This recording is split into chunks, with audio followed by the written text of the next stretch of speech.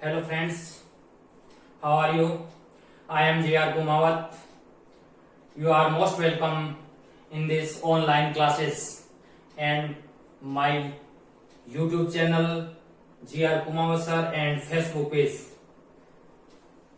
आइए आज हम नए टॉपिक की ओर बढ़ते हैं, डिस्कस करते हैं प्रोनाउन के बारे में। हमने पिछले वीडियोस में अच्छी तरह से प्रोनाउंस के बारे में पढ़ा है। आज हम प्रोनाउन का बात करते हैं। प्रोनाउन क्या है? प्रोनाउन, प्रो प्लस नाउन, दो शब्दों से मिलकर बना है शब्द प्रोनाउन। प्रोनाउन का मतलब हिंदी में तो होता है सर्वनाम, और ये इसका मतलब प्रोनाउन, प्रो प्लस नाउन मतलब for a noun, for a noun, यानी कि संज्ञा के लिए यूज होने वाला शब्द क्या कहलाता है? प्रोनाउन कहलाता है, जिसको हिंदी में सर्वनाम कहते हैं। इसकी डेफिनेशन देखें तो a word which used or instead of in place of noun is called pronoun। in place of या फिर instead of यानी कि संज्ञा के स्थान पर, संज्ञा के स्थान पर प्रयुक्त होने वाले शब्द को हम क्या कहते हैं? प्रोनाउन कहते हैं। अब ये प्रोनाउन की जरूरत क्यों पड़ी? प्रोनाउन की जरूरत क्यों पड़ी? भाई किसी का नाम लेना, जैसे राम भोजन खाता है, राम दौड़ता है, राम भागता है, हम यूज कर रहे हैं, लेकिन बार बार राम का नाम लेना और प्रत्येक सेंटेंस में थोड़ा सा अटपटा लगता है, और इस अटपटे को समाप्त करने के लिए हमारे पास एक नया शब्द आया, और वो शब्द है प्रोनाउन। अब देखिए यहां पर, जैसे मैंने एक सेंटेंस लिए, ये दो तीन sentence. Hari goes to school, Hari school जाता है, Hari is a good boy, and फिर क्या लिखा? Hari obeys Hari's parents. यहां पर हरीज आ गया, हरी हरी हरी, बार बार हरी। हरी का कोई भी काम होता है, उसकी विशेषता हो, उसका कार्य हो, उसके फंक्शन हो, फिर बार बार सब्जेक्ट का नाम आ रहा है, तो इसको थोड़ा सा अटपटा है। इसको जो है हरी के स्थान पर जो यूज वर्ड किया जाता है, जो बार बार हरी का नाम ना आए, इसके लिए हमने कौन से नाम दिया? वो क्या है? वो है प्रोनाउन। अब देखिए, जैसे इसी सेंटेंस को अपन बनाते हैं, जैसे हरी गोज टू स्कूल। अब हरी के स्थान पर हमने क्या किया? He is a good boy, और फिर क्या लिखा हमने? हरी है तो ही ओबेज हिज पेरेंट्स। अब हरीज पेरेंट्स है तो हिज पेरेंट्स। अब देखिए यहां पर मित्रों कि Hari goes to school, Hari school जाता है, वह एक बहुत अच्छा लड़का है। अब हरी अच्छा लड़का है, उसके स्थान पर हमने किसका प्रयोग किया? हरी का प्रयोग किया। हरी के स्थान पर हमने ही का प्रयोग किया, तो एक सुटेबल सेंटेंस दिखने लगा। फिर तीसरे सेंटेंस में देखो, ही ओबेज हिज पेरेंट्स। अब वह अपने माता पिता की सेवा करता है, और अपने माता पिता के लिए हमने यहाँ कौन सा शब्द आया? हिज शब्द आया। और हरी के लिए अपने माता पिता के, अपने अपने मतलब पोजेशन के लिए, जो हमने पिछले वीडियोस में पोजेशन की बात करी थी। अब इस वीडियो इसमें भी हम पॉजेसिव प्रोनाउन के बारे में भी पढ़ेंगे, आगे पढ़ेंगे। तो यहाँ पर जो हिज शब्द है, ही है, ये सब्जेक्टिव ऑब्जेक्टिव पॉजेसिव केस है।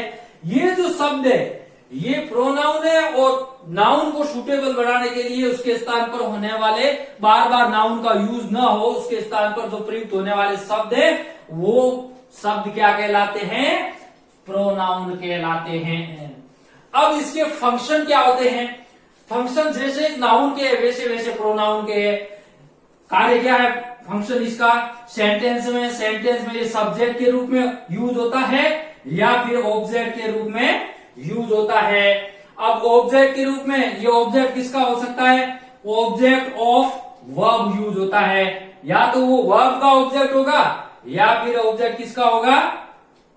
या फिर वो ऑब्जेक्ट होगा ऑफ प्रेपोजिशन, या फिर वो प्रेपोजिशन का ऑब्जेक्ट होगा। अब कैसे होगा प्रेपोजिशन का ऑब्जेक्ट? यहां पर इसी सेंटेंस में समझ लेते हैं, इसी में देख लेते हैं। जैसे हरी गोज टू स्कूल। अब ये स्कूल है, ये नाउन है। अब ये नाउन है, इससे पहले क्या है? टू है, तो ये नाउन जो किसका ऑब्जेक्ट किसका है? इस प्रेपोजिशन का ऑब्जेक्ट है। ठीक उसी प्रकार से इसका भी ऑब्जेक्ट, ये भी सेम फंक्शन काम करता है। अब यहां पर देख लीजिए, ये दो तरह से काम करता है। मैंने बताया सब्जेक्ट के रूप में और दूसरा ऑब्जेक्ट के रूप में। सब्जेक्टिव प्रोनाउन कौन कौन से हैं और ऑब्जेक्टिव प्रोनाउन कौन से?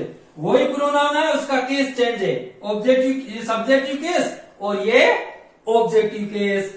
देखिए मित्रों, ये आई और वी, आई यानी मैं और वी यानी हम या हमने।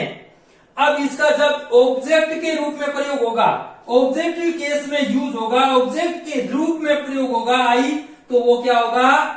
मी होगा। और मी तब वहां पर अपन हिंदी में उसका क्या होगा? मुझे या मुझको। जैसे वी है हम या हमने, तो उसका हो जाएगा, वी का क्या हो जाएगा? अस हो जाएगा, हमें या हमको। यू तुम या आपने, हम सम्मान पूर्वक शब्द हमारे भाषा में हम आपने बोलते हैं, आप या आपने ऐसे बोलते हैं। और जबकि शॉर्ट में थोड़ा सा तुमने, ये थोड़ा सा कम सम्मानजनक है, तो यू को हम आप कह सकते हो। अब यू का ऑब्जेक्टिव केस यू ही रहता है, यानी कि यू एकमात्र ऐसा प्रोनाउन है जो सब्जेक्टिव केस और ऑब्जेक्टिव केस में दोनों में एक जैसा ही रहता है। पर्सनल प्रोनाउन की बात करें तो अब ही यानी वह, अब पुरुष के लिए ही आएगा और स्त्री के लिए क्या आएगा? शी आएगा। ही और शी, ध्यान रखना कभी भी जब कोई पर्सन, पुरुष और पुरुष के स्थान पर कोई अगर प्रोनाउन यूज करना है सब्जेक्टिव केस में, तब हम किसका प्रयोग करेंगे? ही का। और जब फेमिनाइन के यूज करेंगे तो किसका प्रयोग करेंगे? शी का करेंगे। तो फेमिनाइन और मैस्कुलाइन प्रोनाउन का यहाँ थोड़ा सा ध्यान रखना है। इट है, इट वस्तु है। अब ही का हिम हो जाएगा और शी का हर हो जाएगा। ये सेम कंडीशन ऑब्जेक्टिव केस में भी रहेगी। हर मतलब प्रोनाउन में ये पोजीशन रहेगी। उसके बाद में इट है, इट यह वस्तु के लिए यूज होता है, इट वस्तु के लिए यूज होता है। और इसका ऑब्जेक्टिव केस इट यानी यह होता है, लिखा नहीं है। उसके बाद में दे होता है प्लूरल, दे यानी वे या उन्होंने। जैसे यहां पर Hari and Seema go to school. अब वापस यहां पर हरी और सीमा गुड बॉय हैं, are Hari and Seema are good boy. तो अपन यहां क्या करते? Hari and Seema go to school, they are good. तो यहां पर क्या होता? दे, दोनों के लिए किसका प्रयोग करते हैं हम? दे का प्रयोग करते हैं। इस बात का हमें ध्यान रखना है। एक छोटी सी बात यहां पर और समझ ली जाए। इंग्लिश में 3 पर्सन होते हैं, फर्स्ट पर्सन, सेकंड पर्सन और थर्ड पर्सन। कितने पर्सन होते हैं? 3 पर्सन होते हैं। फर्स्ट पर्सन कौन कौन से हैं? आई और वी। आई और वी क्या है? फर्स्ट पर्सन है। ध्यान रखना, आई और वी क्या है? फर्स्ट पर्सन है। यू क्या है? सेकंड पर्सन है। यू क्या है? सेकंड पर्सन है। और ही, सी, इट, दे या फिर अदर कोई सब्जेक्ट के रूप में प्रोनाउन होता है, सॉरी नाउन होता है, तो इन सबको हम किस में काउंट करते हैं? इनको हम थर्ड पर्सन में काउंट करते हैं। किस में काउंट करते हैं? थर्ड पर्सन में। तो हमारे पास पर्सन कितने होते हैं इंग्लिश में? 3 person, first person, second person, third person. याद कर लो, आई और we first person, you second person, he she it they third person. इस बात का ध्यान रखना है। इसके बाद में यही सेम कंडीशन इसमें भी है। ये केस ऑब्जेक्टिव है और ये सब्जेक्टिव केस है। देख लो आगे और छोटी सी बात है जो समझने लायक है। सब्जेक्ट प्रोनाउन हमेशा वर्ब से पहले यूज होते हैं। ये बात मैंने पहले भी समझाई है, क्योंकि समझने की बात ये है कि नाउन के स्थान पर प्रोनाउन यूज हो रहे हैं, तो जो नाउन का जो फंक्शन है वो सेम का सेम प्रोनाउन का फंक्शन है। तो सब्जेक्ट से वर्ब से पहले जो यूज होते हैं वो क्या होते हैं, वो सब्जेक्ट प्रोनाउन होते हैं, और जो वर्ब के बाद में जो प्रयुक्त होते हैं वो ऑब्जेक्ट प्रोनाउन होते हैं। क्या होते हैं?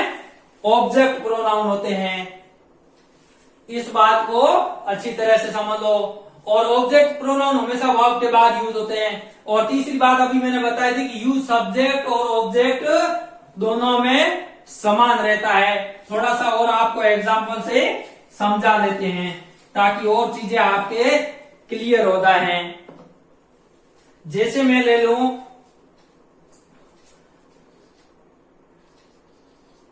Ramesh is going to market, he goes on bike. अब वो बाइक पर जाता है। अब यहां पर रमेश क्या है? नाउन है। Ramesh is going to market, Ramesh market जा रहा है, और वो जाता किस पे है? किस पे जा रहा है? बाइक पे जा रहा है। अब ये बाइक क्या है? बाइक क्या है? ऑब्जेक्ट है।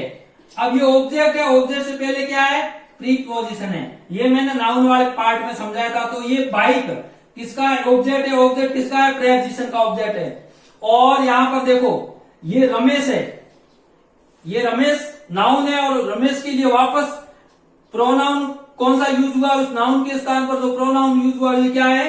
ही है। तो ही यहां पे क्या हो गया? प्रोनाउन हो गया।